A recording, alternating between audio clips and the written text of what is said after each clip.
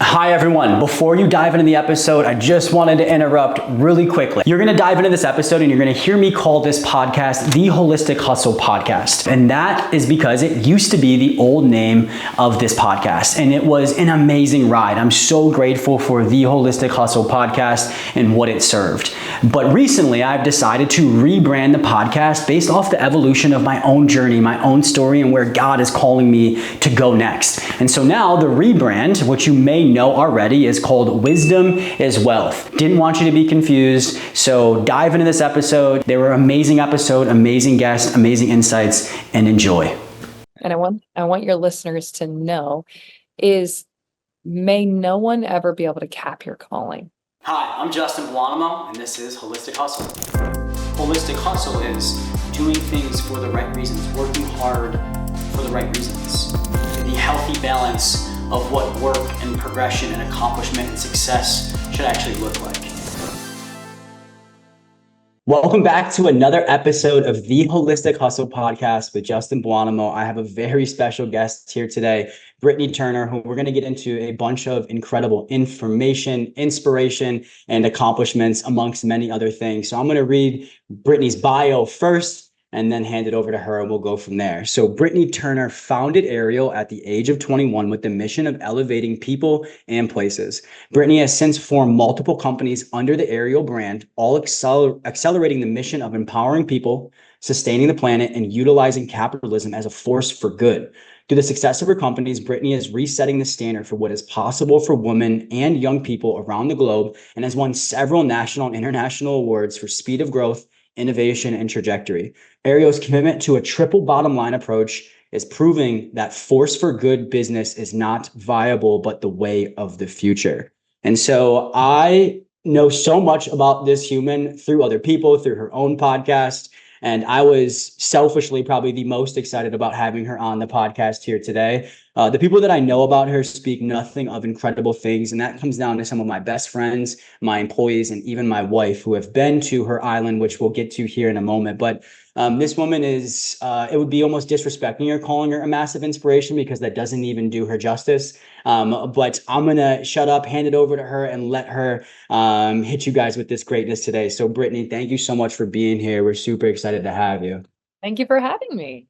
Of course. And so you're the type of person where like I could probably go on with like a 3-hour podcast for and like just skim the surface, but we're going to try to keep it to the 30 minutes here. But I really do want to display your greatness and let you have that impact on the listeners that I know you're going to have. And like they've probably never had before from not even this podcast, but maybe even other interactions they've had out in this space. And so the first thing I want to get into is that like you own an island, which is so damn cool. I'm sure we're going to dive into that a little, but I've heard your story through other people and your podcast, but at one point you lived in your car. So you went from living in a car to owning an island and accomplishing a ridiculous amount of other amazing things as well in that process. Can you break down that story and your journey a little more and share maybe one thing that those humble beginnings taught you about life that you still operate off of today? Oh, good gosh. It is a long story than we have time for, and you've got to come to the island to hear the whole thing. I mean, Because it's something that God made sure I can't take credit for without him. My whole journey has been one of faith, and the top lesson that I would impart to anyone is to take the time to get clear on that why and understand that you have multiple purposes in your lifetime, but that why will allow you to overcome the obstacles that come with achieving or accomplishing anything of value. I never thought I'd own an island. I didn't care to own an island. I didn't need a lot of stuff in my life. I planned on being a missionary in Africa since I was 12. My grandma came to South Carolina, where I'm one of 6 kids raised on a farm, very America poor. And she showed us a video, which was really shocking because we were extremely we were very, oh my gosh, I hope you can cut this. Sorry. That's the word. Sorry. Okay. We're extremely sheltered homeschoolers. Mm-hmm. And so when she came over and showed us this video on sex trafficking, the opening scene is this little girl in the back of a cab being taken to the grossest hotel in the world, where freaking Jabba the Hutt's in there waiting to rape her. And then you hear the door slam and just hear her scream, like horrible. And then the Yeah. whole ends with her being in the middle of the ocean on one of these cargo ships with 50 other girls in the back of a container, and they all die. Like, that's the movie. That was the day that I woke up, though.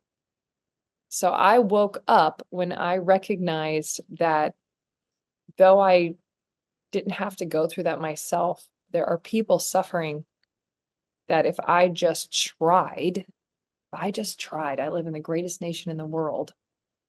If I put the pieces together that are available to me just by Googling, then I could probably make a way that would help one of those little girls. And I thought it was by being a missionary, because we didn't have TV other than we didn't have channels.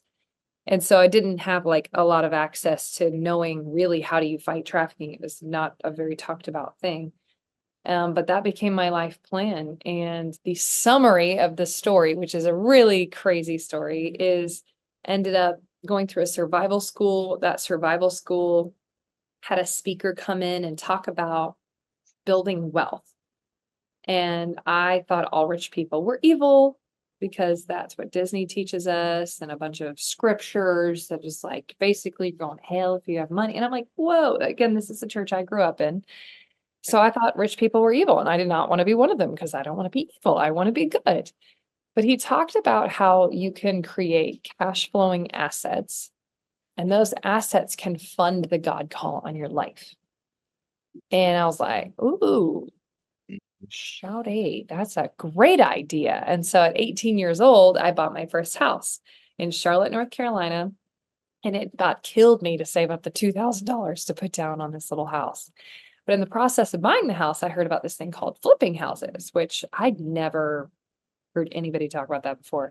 You can buy a crappy house, put a lot of work into it and some money, and when you sell it, you can make $10,000, which is $1 billion to somebody who wants to be a missionary. And then I found out you could save those chunks of money and use that $100,000 as a down payment on an apartment complex.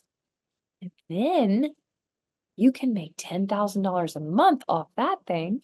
The math is definitely not right, but that was what I learned.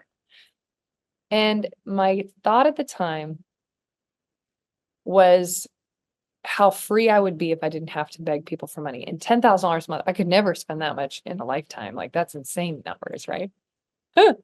I could fund my own rescue operations. I could fund my own aftercare. I could fund my own orphanages. Like, I could do these things. And I'll tell you, the honest thought was like, then I could tell people to suck it. And it's not about actually telling people to suck it. But what I love about that little 18-year-old thought, and I want your listeners to know, is may no one ever be able to cap your calling. So good. May you take the time to get the education needed to be able to create the value that attracts the wealth, that allows you to walk in an abundance, that allows you to provide for the needs of the world. Because it is not holy to be poor. No. I thought it was. Yep. And it took me years to get past this, and not therapy, but I had a coach whose entire job was just working with me to not self-sabotage, because though I was working to make the money so I could save the babies, when you especially tie something to religious reasons, then it's extremely hard to overcome that. And so you have to really pull yourself up and ask yourself really logical questions. Who do I believe God is? Well, the Bible says that God is love. Do I believe that? Or do I think that God's going to smite my family for sinning? Like, what is the deal? What do you really believe? And if God is love, and Jesus said he came to give life and life more abundantly, what does that actually look like? What does that actually mean? Yeah. Okay, then what is this? What is the kind of things that love would say? What are the kinds of things that love would direct? How do I stay connected to love, so to guide these decisions, to go through this murky water, to be able to hang on for dear life when I don't know what to do, and every single step of my journey looks so stupid to mankind. So that buying of the house led me to wanting to learn how to flip houses so I could buy these big assets. And it was only in real estate to make the money to then go do the mission. And I started Googling what colleges teach you how to flip houses. And none did. And so that was really hard because then I had to go find another way to learn. And I don't know about you guys, but that was something my family did not necessarily approve of, to say the least. So family basically boycotted me for like 2 years, told me I was going to be a loser and work 7 jobs till I'm 70, and that it was just a dumb idea. And I'm sitting here like, no, I'm going all in on real estate. You guys don't know this is super smart. In 2007, 8, Yeah. 9. Horrible, guys. It was not a cool thing to be investing in real estate. And so I really had to have a faith that went beyond seeing. And honestly, it still didn't feel good. There's somebody supposed to hear this. Like, it still doesn't feel good because we are wired to need human affirmation. If not, you get kicked out of the village. If you get kicked out of the village, what's on the other side of those walls, right? Dinosaurs, snakes, lepers, other tribes are going to kill you, poisonous water, like whatever it is, like you're going to die if people don't like you and they kick you out. And that is what our brain is just trained us to survive. And so you have to know and really ask yourself, are these the people who I want to be like? And in that specific area, if they are not where I want to be, then A, I got to know my calling is between me and God. And B, I need to find somebody who is where I need to be. So I might adore my parents for their physical health knowledge, but not want their financial education. So good. So Build-A-Bear the mentors in your life, because one person is always going to let you down. They're going to not be perfect, and that's humanity, and that's good for you to know. But I did find some mentors, and I worked my butt off. I ended up working for free for some rehabbers, and it's a crazy set. Again, it's too long of a story. End up moving to this place called Nashville to learn how to flip houses. End up working for these guys for free after I got fired from that person because they said nobody's buying anything in real estate. And I ended up living in my car because I had no money. I couldn't even pay rent. I paid all my bills, but I just couldn't continue to. So I lived in my car, worked for free 18 to 21 hours a day for 9 months. At the end of the 9 months, they're like, all right, you're ready to do this by yourself. And over that next year and a half, I became the biggest rehabber in Nashville. And then Wow. I thank you. And it was at 5 points and 20% interest rates. Nobody Yes. believed in this 21-year-old girl with long hair. And it was hard. Nobody that looked like me was successful. And so people gave me an extra hard time, from construction crews to lenders to bankers to everybody. I didn't command a strength, and I had to overcome that with excellence. And my mom will tell you I'm the sloppiest kid of all 6. But guess what happens when you live in your car?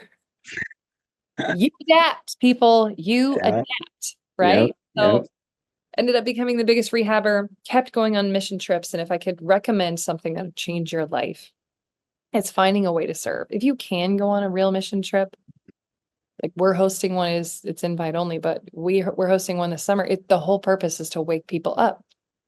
Because when you see how blessed you are and how much you do have, instead of focusing on what you don't have, that gratitude attracts abundance. Yes. And when you recognize your life can be used as a vessel to help other people, and your expression of love, which is God in your life, is by ending suffering in the way that you're called to help end suffering, you're going to have nothing but joy and fulfillment. So every single one of my problems in life are so much more doable as I continue to go places and serve. So I always went on mission trips, obviously still go. And after going on these mission trips, again, it's so hard to tell the story so short. I was awakened to the fact that parents are selling their kids into sex trafficking for $25 in some of these super impoverished regions. I met the families, and I ended up coming back to that village after we had bought some land for an orphanage site. And though it was one of the most impoverished regions ever, it now had this like bustling businesses surrounding the perimeter of our orphanage.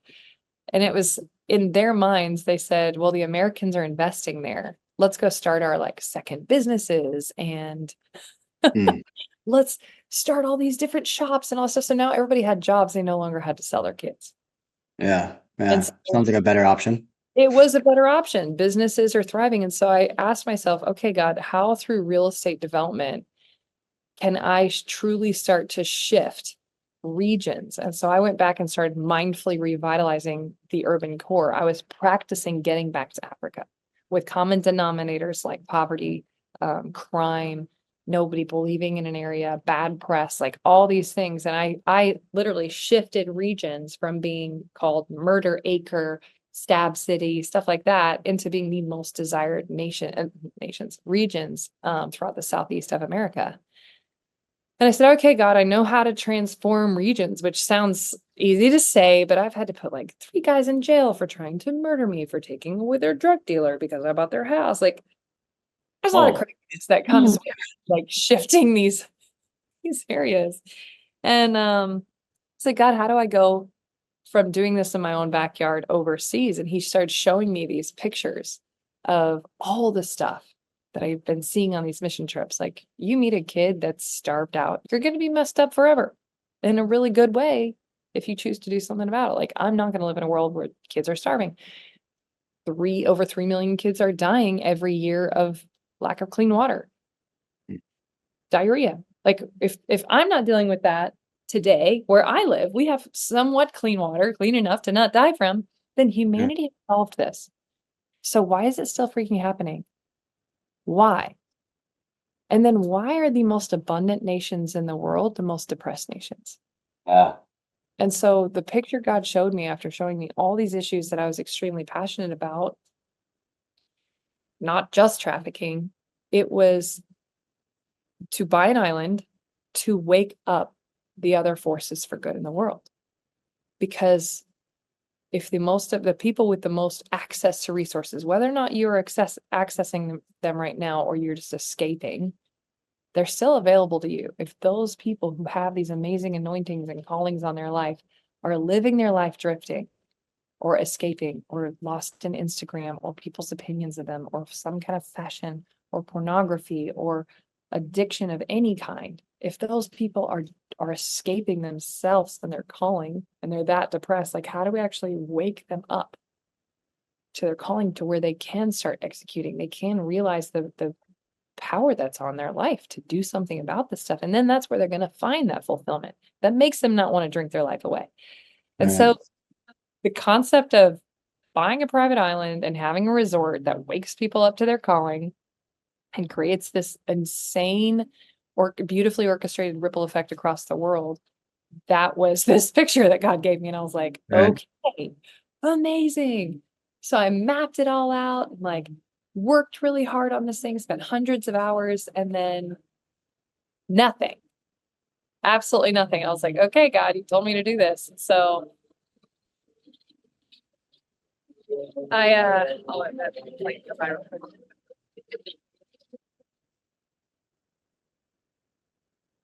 I end up looking for islands off of Haiti because surely this is going to be a developing nation. I'm not going to get to live somewhere nice, even though I became a Deca multimillionaire by 23 in the greatest economic recession in the history of mankind regarding real estate. Love Even it. though I was super successful, like, I still don't. I'm gonna live in a mud hut. Like, that's my life plan. I have a fancier mud hut now. It's a pretty nice one. It's nice mud. Kind of does look like that too, but there's Yeah, some high quality mud you got there. nice. I just didn't think that this beautiful of a place would end up being my home, but you've got to come here to hear the story. I end up Well, I going to will. an island, looking at this one as just a vision board exercise to practice what owning an island would look like. And when I got here, the agent said, the seller actually knows who you are. And I was like, what are you talking about? Why would she know who I am? Ends up that I kept going back to that little school that I heard, did you know you could buy a house with no money down and buy assets that would fund your mission? I went back every year and actually teach the students that because I think it's so wise. You know, you and I were talking before the podcast started, and so many people say they have faith for that faith for the things that God put in their heart. but faith without works is dead. And the works are you actually trying to put them in action, knowing that you're probably going to fall on your face because you're new at trying to do this. Like my son is so inspiring to me learning how to crawl. He's banged his head like 100 times in the last day, which is stressing me out, but he's not stopping. He's like a horrible crawler. He's the worst until he's great at it. But he has such an excitement to keep trying and failing until he's good. He's not embarrassed. He just keeps going. And I'm like, I want to be more like that versus like, oh, it didn't work. No, put your faith to work. If you actually believe in these things, then it takes more faith to be successful than to live mediocre. And you really are serving no one by playing small. And so I end up through an extremely insane set of circumstances, getting the island. Then the hurricanes hit, and then I get it back, and I finally get it open. And the grand opening day is the day that COVID closes the borders for 9 Oh no. And it's just been a really tough set of circumstances. And I have learned why only billionaires own islands because they're really expensive. And that's not the point, though. The point is that I had 900,000 opportunities to quit. I did not, because the why is bigger than my desire to quit. The why is bigger than my tiredness. The why is bigger than my feelings, the betrayal, the backstab, like all the crazy things that happen and really rough things that happen in this journey. That really has nothing to do with an island.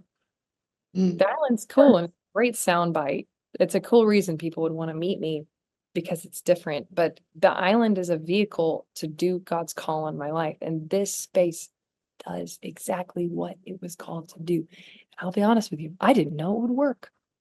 I don't know how to create an island that wakes people up to the God call on their life, and then they're going to go solve world hunger. But it is doing that. Yeah. I mean, obviously you pray through all the pieces, but you don't really know. You don't know, but that's the faith aspect of it. I don't even know if your listeners believe any of this stuff. I don't care. This is the story I can't not tell. But people come here.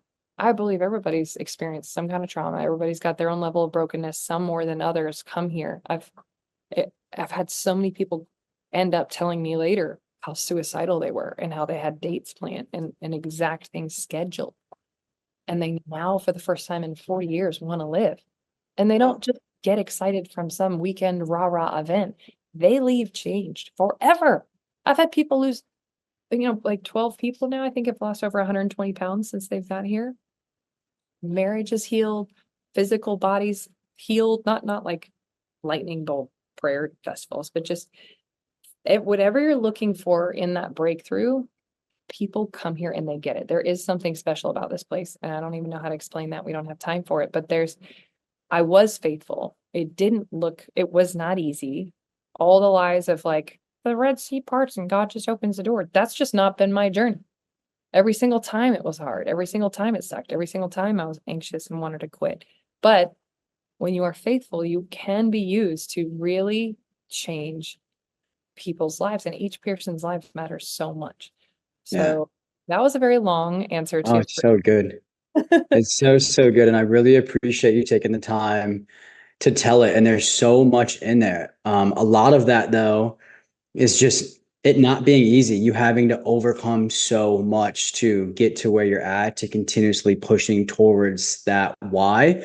And what I heard too, there was a lot of hardship, if you will, but even from the very beginning, where three of the most influential factors in your life were counterintuitive to the path that you were being called to take to ultimately open up these doors. One of them being the entertainment world, right? Growing up in, like you said, the Disney world, right? Where like they're making money wrong, right? Your parents, a lot of times, like you said, I love that kind of like build a bear with your mentors and or pick and choose from the influential people in your life. Like parents are great at the wellness side of things, but the whole money thing, I might exclude that from what I listen to them about. And I have a very similar situation too as well. And then you throw in the most powerful one of the three, which being religion, right? And it sounds like you grew up in a church where in the nicest way possible, was misconstruing a lot of the wealth principles in the Bible and putting those paradigms into your head. So from day one, the three most influential factors in your life were counterintuitive to the pathway to accomplish the mission that you had. And that was really learning how to utilize this beautiful thing called money, right, to ultimately unlock the doors of what you were being called to do. And so, I knew that you are a great person who is great with money, but I didn't realize that at one point in your story you thought those were counterintuitive or couldn't coexist. Right. And I think that's a huge issue out there in this world, that people are just like, I'm either gonna have a lot of money or I'm gonna be a great person. And it's just like, what if I told you you could do both? And what if I told you that actually money could actually be an extension for you to be a better person? And I think that you can do excellent work, God's work, and be, like you said, a force for good without money. But I promise you, money and learning how to manage it and leverage it is going to massively increase the probability of those outcomes coming to fruition, you know? And so we always say at JFF that money is a tool, freedom's the goal. Right. I could care less about the money in someone's account itself. I care about the opportunities it provides for you and your family and the mission that God has given you. And so I'm doing it at, like, I think, like a micro level compared to you from what I'm hearing and what I know, but I can just resonate so much. And so you've obviously generated a large amount of success for yourself. And I know you've helped a bunch of other people do the same. And people, I have two of my really good clients who just left Presence, one of my best friends who basically hosted it with you. And my DMs are full already. So thank you for the motivation you gave them. You make my job easier in so many ways. But two things I love about you is your work ethic, which we'll get into, and your view on money. What is one piece of money advice you would give to people listening outside of it being that tool to unlock the next levels God's calling you to? Well, I did feel led to share this quote that's really, it was a different way of thinking of it. And then we'll get into that. It's realize that money is simply an expansion tool of the heart. So if you have a good heart, you can do so many good things. And if you have a bad heart, when you're not sucking up to other people because you're trying to get money out of them, you can be an even bigger jerk because you don't have to be fake. And so it's really important that good people have a lot of money because the world needs it. And most things have already been figured out. So money advice, that's really not that hard to make it. The hard part is not sabotaging. And that's why I wanted to share that quote, is when you start to refilter the way that you look at things, which is why everything in my life is called Ariel. It's about perspective. It's about knowing you're part of something bigger than yourself and having a different view on it. If you are not where you want to be, there's probably some limiting beliefs around money that you need to just identify, look at. Now, as an adult, say, is this belief handed to me by someone that was teaching me the best they knew? Or is this something I really want to engage in? And if it's not, something you feel like is serving your future, then rewrite it, physically rewrite the belief that you want to start engaging in, and then create a habit stack out of those things. Because again, there's so many wonderful and easy opportunities to make money in America. Most people don't try, and they think they try, but look at what you're doing in your free time. If you're here and you want to be here, look at how much more effort you have to put in. A lot. And so as much as I appreciate the whole, I don't believe in work-life balance. I believe in a balanced life. But if you're trying to go from here to here, you can take this long to do it, and it's going to take less effort and you have more balance. But if you want to go this fast, you're going to have to put in a lot more focused effort and energy. And so if you're really looking to go to different levels, and you've never been there before, it takes that focus and energy. And so these immersive environments, these retreats, allow you to skip levels because you're fully immersed. You create new mindsets that allow you to go from here to here quickly. And you also, many times people need an excuse to change. You need an excuse to change. And so I recommend you go to Justin's events. I recommend you be around people who are where you want to be. And there is so much power in proximity. Not that somebody's going to pay somebody off and get you somewhere. That's never the point. The point is that there's something in your spirit that allows yourself to have the permission you've been wanting when you meet someone who is where you want to be. Mhm. Yeah. So good. So good. And it's so helpful, that proximity, to rewire the beliefs of what is possible for you. Because even if, like, I love this analogy or this example, like, even if like you're a really fit person, have always been a really fit person, you start hanging out with five people that are overweight, eat McDonald's every day, you're going to gain 30 pounds eventually, right? You're going to succumb to it.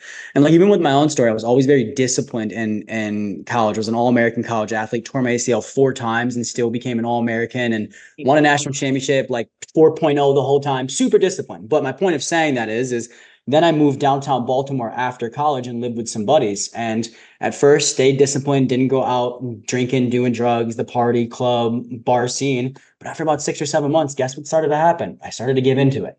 Right. And so that proximity is just so important. And it can be very helpful for what Brittany's talking about, is changing your beliefs. Because we always say, particularly when it comes to money, if you want to get long-term results, you have to address things at a belief level, not a behavioral level, right? And so think about like the majority of like fitness programs out there. Not knocking them, they're all great, but like a majority of people listening to this, I bet you, have followed some type of fitness program before, and after 90 days have fallen off. Why? Nothing really against the fitness program, but it's very behavioral based, right? And all our behaviors are just a direct correlation to our beliefs. Right. And really, if you want to keep taking the chain of command backwards, like, our beliefs are just formed, right, through our traumas and experiences in life. Right. And so if you can go and do the work to address things at a belief level, shift the beliefs, your behaviors will shift. And guess what? So will your reality.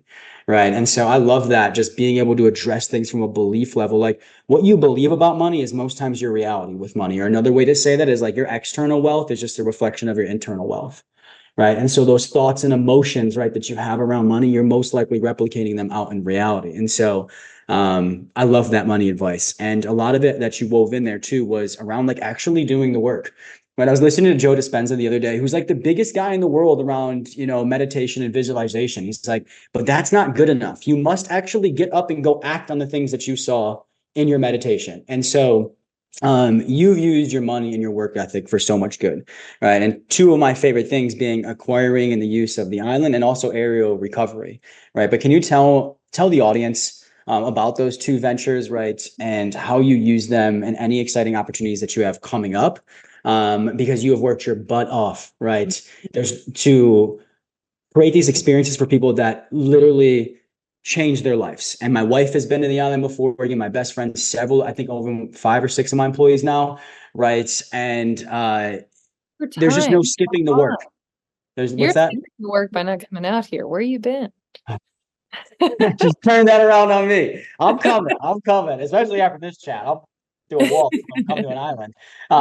But can you just kind of just give people, an idea that, because aerial recovery gives you that opportunity to serve, and the island, I think, gives you that opportunity to really shift your beliefs. Not that both don't, but you get what I'm saying. Yeah, no, it'll be fun. It'll be fun to have you out, because I got to give you the real estate tour, behind the scenes on the whole thing. And it'll just be fun to even tell you like the number side of things, and where do you make purpose decisions, and yet still have to be profitable. Like, those are things that are critical. How do you never sacrifice your God call at the same time? Like, run it as a for-profit business. So we have figured it out, and we are still always figuring that out in life.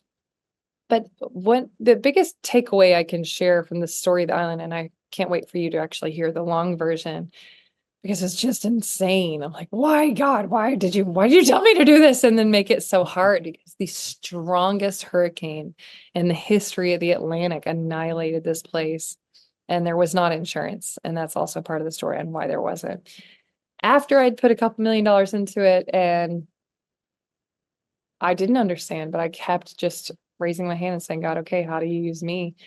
But flash forward several years later, I'm dating somebody that I was just, honestly, I'd never let myself just hang out and have fun and just go on some dates with this person. Honestly, it was supposed to be like a prank date.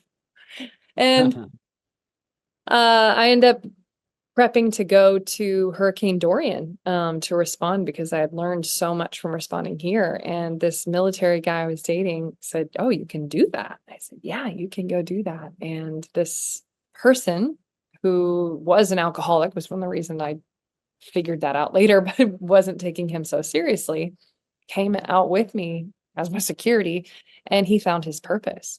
Mm. And we saw how amazing military guys were at planning a mission, using all their austere environment skills to be there and not just not whine about the bugs, but find food, find shelter, figure this out, understand how to find all the needs, get people what they want, do the rescues. Like they were so automatically talented. And I was like, dang, everybody else sucks at this from my experience. Like they're just whining the whole time about the environment, how hot it is. And you don't care. And they're like, yeah, this is not as hot as Saudi Arabia or wherever.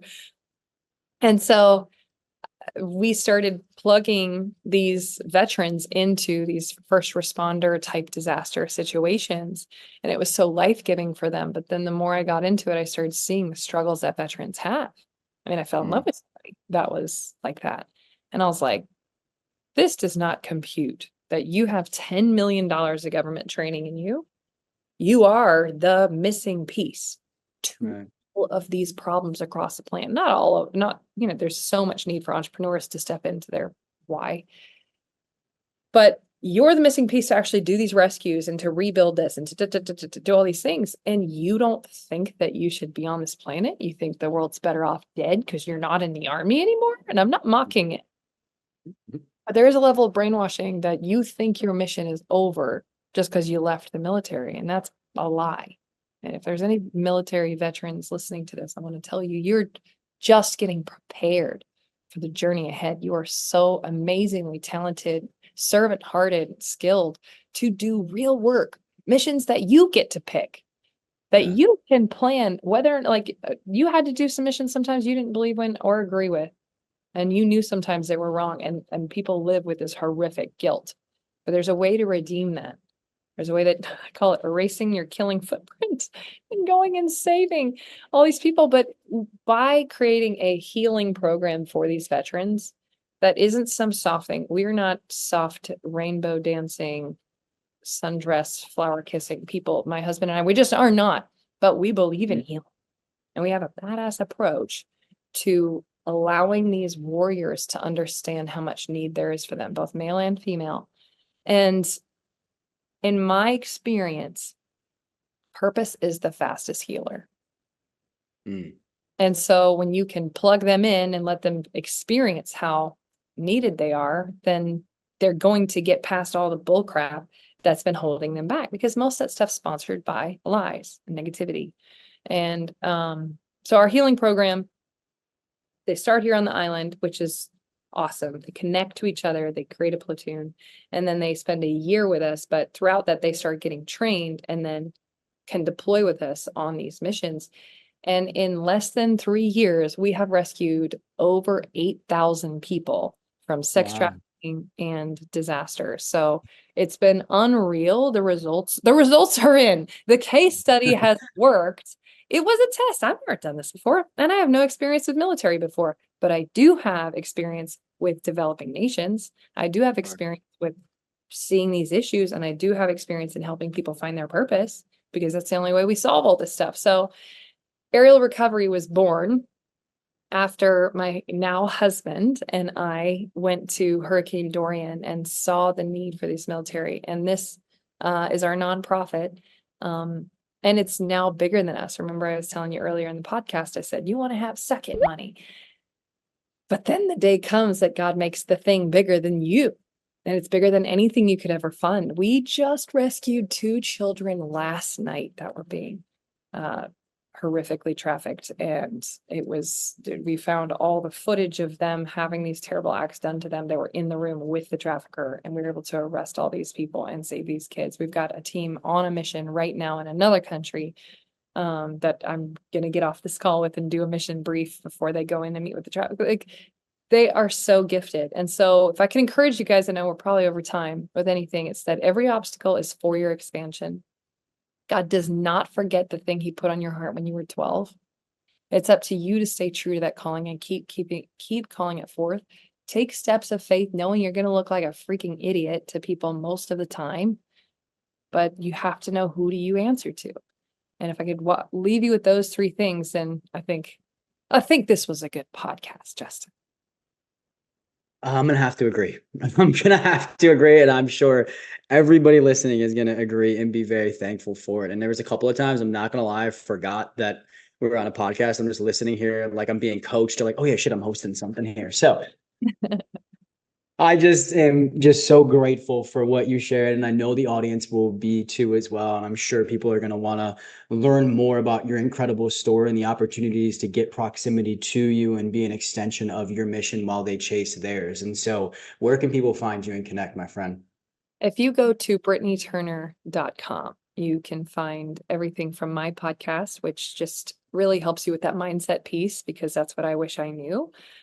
Keep listening to this one though, because you are doing a great job. That even your whole purpose in it, and even why I said yes to being on it, I love it. It's amazing. But on that website, you'll find everything from material I put out there that could hopefully encourage you to being able to book the island, come here and get your downloads, get your next book, get your next invention, get your calling, get your healing out of you, to being able to fund an operation and Mm. help us rescue kids, because this is bigger than me now. Thankfully, we have teams all over the world. And I wanted somebody to let me in on helping with this issue, because it's something I'm passionate about. If you're passionate about veterans, disasters, or anti-trafficking, then we would love to partner with you to help end these atrocities. I love that. I love that. Again, thank you for being here. Thank you for those opportunities for the listeners and for everybody listening. Yeah, download this episode. I'm judging you if you're not. Especially if you don't listen to it a second time. But thank you all for listening. If this is something that you know will inspire somebody else, please share this. And as I tell you guys at the end of every episode, really my mission for this podcast and a lot of the content that I'm creating is just to simply create content that is going to change the world. And bringing guests on like Britnie, I think is really going to help with that mission. So I hope you all enjoyed today's lesson, and we'll see you on the next episode of the Holistic Hustle Podcast.